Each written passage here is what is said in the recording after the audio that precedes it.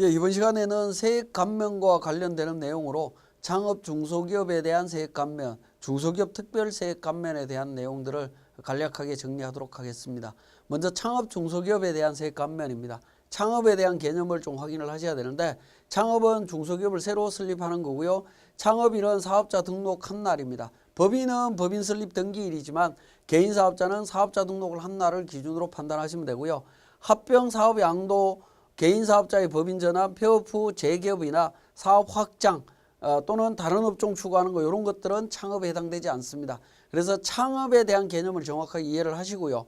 자, 창업 중소기업에 대한 업종 요건이 되겠습니다. 업종은 제조, 건설, 음식점 등이 포함이 되도록 되어 있는데 우리 교재는 227페이지에 업종에 대한 내용들이 나와 있습니다. 자, 이 부분 주의해서 해당되는지 확인해 보시고요.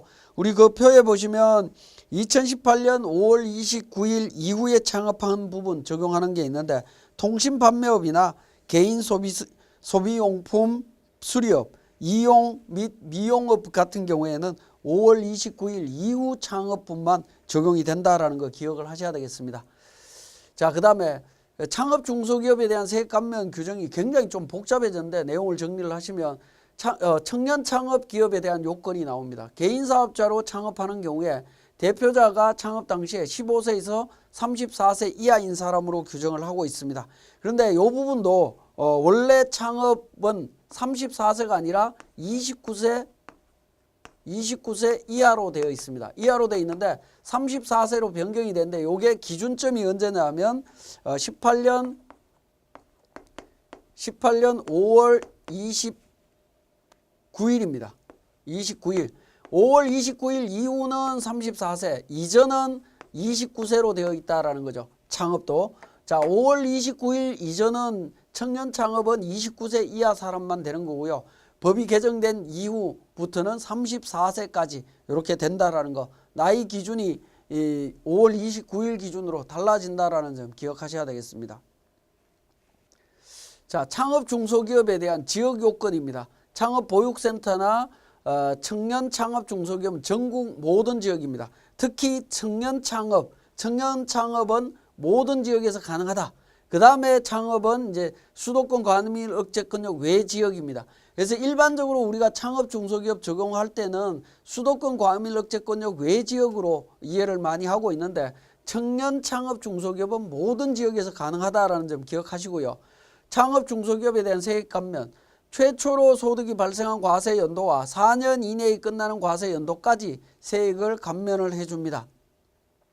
감면율은 수도권 과밀억제권역 외 지역의 청년 창업 중소기업은 100%입니다. 100%고요. 수도권 과밀억제권역 안에서 창업한 청년 창업 중소기업과 수도권 과밀억제권역 외 지역에서 창업한 경우에 50%입니다. 창업보육센터 50%. 이렇게 규정이 되어 있습니다. 그래서 청년 창업 중소기업은 모든 지역에 대해서 다 적용을 해주되, 수도권 과밀억제권역 밖이라고 하면 100%, 아니라고 하면 50% 적용해 준다라는 겁니다. 자, 그 다음에 청년 창업 중소기업 요건이 미충족될 때 세액 감면 어떻게 되느냐는 건데, 수도권 과밀억제권역 외에서 지역했을 때 외의 지역에서 창업했을 때 원래 100% 감면해 주던 부분이 청년 창업 중소기업 요건이 충족이 안 되면 50%로 그러니까 기존 감면으로 간다라는 겁니다. 그리고 수도권 과밀 억제권역 안에서 창업을 했는데 청년 창업 요건이 배제돼 버리게 되면 감면이 배제된다. 해당 사유가 발생한 연도부터 배제가 됩니다.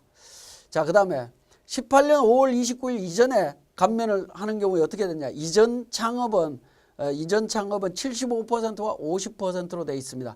기본적으로는 50%를 적용해 주는데 18년 5월 29일 이전에 창업했을 때는 2년 동안 75% 적용해 주고 있습니다. 지금은 100%였죠. 그죠?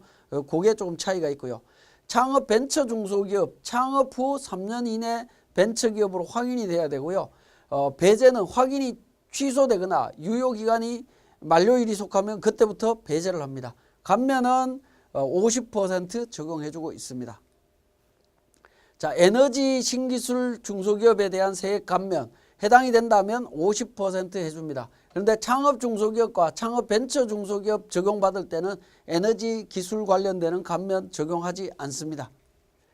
신성장 서비스 창업 중소기업 세액 감면 관련되는 부분인데, 신성장 서비스업에 대한 업종에 대한 범위를 좀 보셔야 되겠고요. 감면율은 2년 동안 75%, 그 다음 2년 동안 50% 감면해주고 있습니다. 자, 영세사업자 감면에 대한 부분입니다. 자, 세액 감면에도 불구하고 소득 발생한 과세 연도와 그 다음 4년 이내에 끝나는 과세 연도의 수익 금액이 4,800만 원, 즉 간이과세자 규모라고 보시면 되겠죠. 4,800만 원 이하일 때는 수도권 과밀억제권역 외에서 창업한 경우에 100%, 수도권 과밀억제권역 안에서는 50%입니다. 그래서 4,800만 원 이하의 영세사업자는 전국 모든 지역에 대해서 창업했을 때 감면을 해줍니다. 자, 세액 감면에 추가 감면이 또 들어갑니다. 그 부분은 업종별로 최소 고용 인원 이상을 고용하는 경우에는 추가로 감면을 더해주겠다라는 겁니다. 추가로 감면을 더해주는데 직전 연도 상시 근로자 수 분의 해당 과세 연도와 직전 과세 연도의 상시 근로자 수, 즉 증가 인원수의 비율이 나오겠죠. 그 비율의 50%를 감면을 더해주겠다라는 겁니다. 감면을 더 적용을 해줍니다. 자, 수도권 과밀억제권역으로 이전하는 경우에 어떻게 되느냐. 수도권 과밀억제권역 외의 지역에서 창업한 창업중소기업이 창업 후에 수도권 과밀억제권역으로 이전을 하게 되면 창업중소기업은 수도권 과밀억제권역에서 창업한 중소기업으로 본다라는 겁니다. 그래서 수도권 과밀억제권역 안으로 이전을 하는 순간 청년 창업인 경우에는 어떻게 되겠습니까? 수도권 밖에서는 100%였는데 안으로 들어가는 순간 50%로 줄어듭니다. 근데 수도권 과밀억제권역 밖에서 창업했던 청년이 아닌 창업의 경우에는 50% 적용되다가 과밀억제권역으로 들어가면 감면이 배제된다라는 겁니다. 마찬가지로 최저한세 적용이 되고요. 농특세는 비과세 되도록 되어 있습니다. 자, 최저한세는 감면율이 100% 적용될 때는 최저한세 적용률 배제합니다. 최저한세를 배제합니다. 감면 100% 해주면서 최저한세 적용한다라고 하면 의미가 없어지죠. 감면의 의미가 없어지기 때문에 배제를 하고 있습니다. 자, 중소기업 특별세액 감면, 중소기업만 가능하고요. 제조, 건설, 도소매 관련되는 업종들 확인을 해보셔야 됩니다. 우리가 많이 접하고 있는 업종 중에 음식점은 중소기업 특별세액 감면은 적용을 못 받습니다. 그렇지만 음식점은 창업 중소기업에는 해당이 된다라는 거죠. 그런 차이점도 다 확인해 보시고요. 감면율은 주사업장이 수도권 내에 있을 때는 도소매 업종은 소기업일 때 10%, 지식기반산업은 소기업일 때 20%, 중소기업일 때는 10%, 그 외의 업종은 소기업일 때 20%입니다. 수도권 안에 있을 때는 소기업만 적용이 된다라고 이해를 하시면 되겠고요. 자, 수도권 밖에 있을 때 어떻게 되느냐? 주사업장이 수도권 외의 지역에 있을 때 수도권 안에 있는 것은 앞에 있는 내용하고 똑같습니다. 수도권 외의 경우에는 소기업 10%, 중소기업 5%, 지식기반 기타 업종은 소기업 30%, 중소기업 15%입니다. 그래서 소기업 여부를 반드시 확인을 하셔야 됩니다. 자, 수도권이라고 하는 부분은 서울, 인천, 경기도 전체 지역을 의미합니다.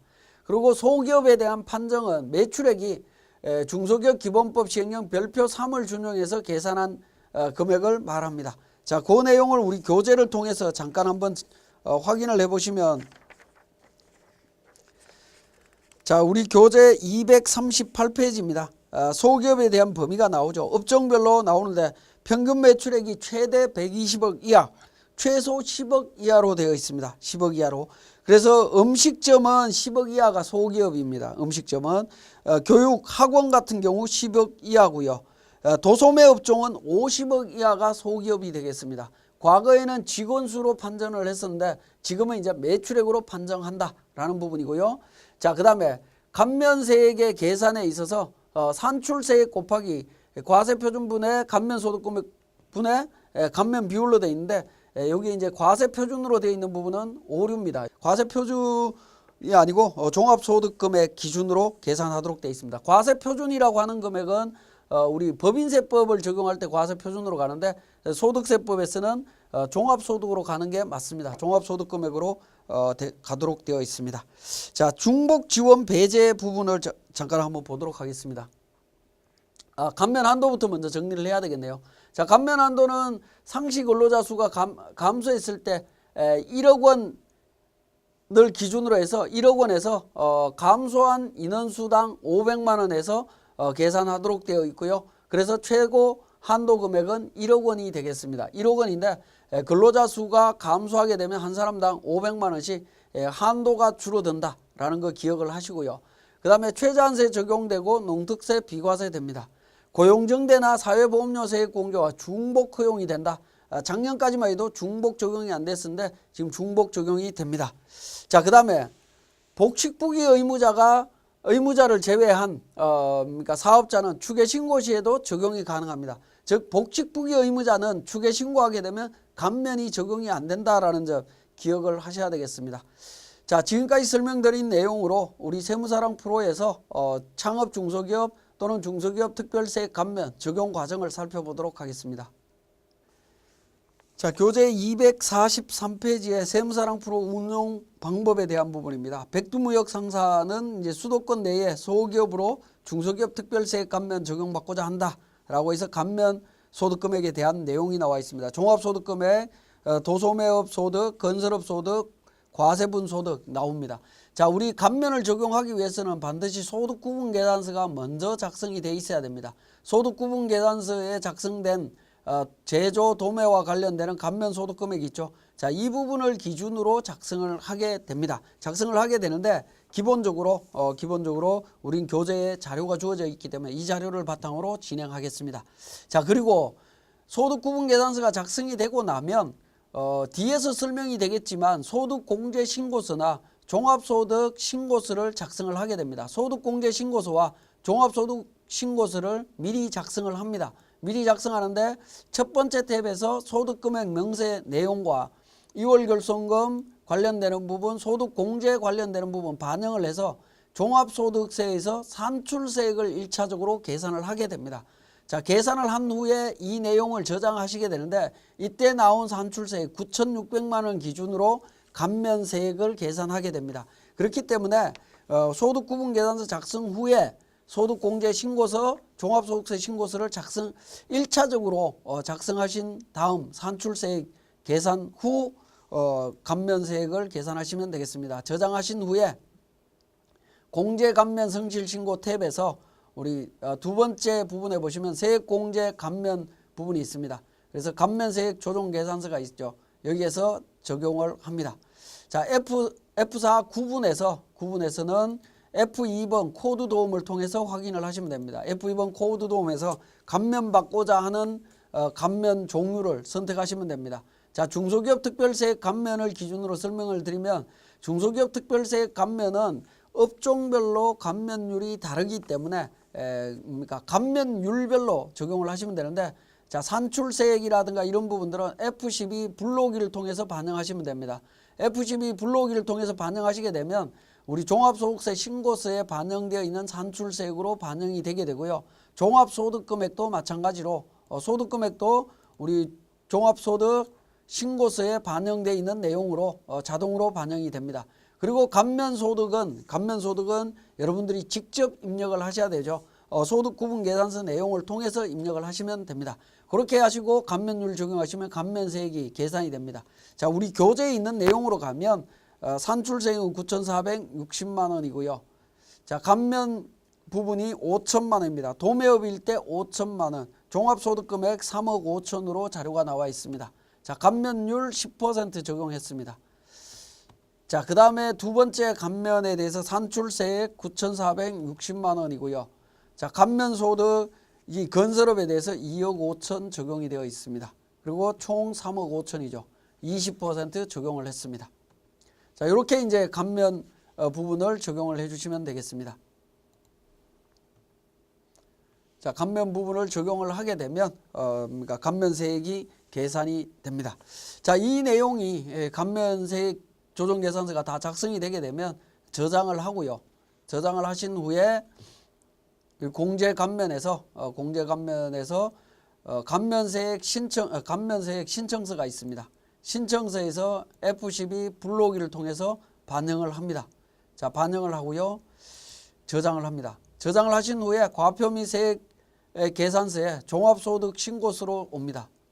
종합소득 신고서의 8번째 탭에 종합소득 계산에서 세액 감면 세액이라고 있습니다. 세액 감면 명세서가 있는데 여기에 커스를 두고 커스를 이동하면 F8 세액 감면 조회가 있습니다. F8 세액 감면 조회를 하게 되면 지금 방금 계산했던 내용이 확인이 됩니다. 자, 이 내용을 반영하시면 되겠다라는 겁니다. 그렇게 반영하시면 이제 종합소득세 신고서에 자동으로 반영된 것을 확인하실 수가 있습니다.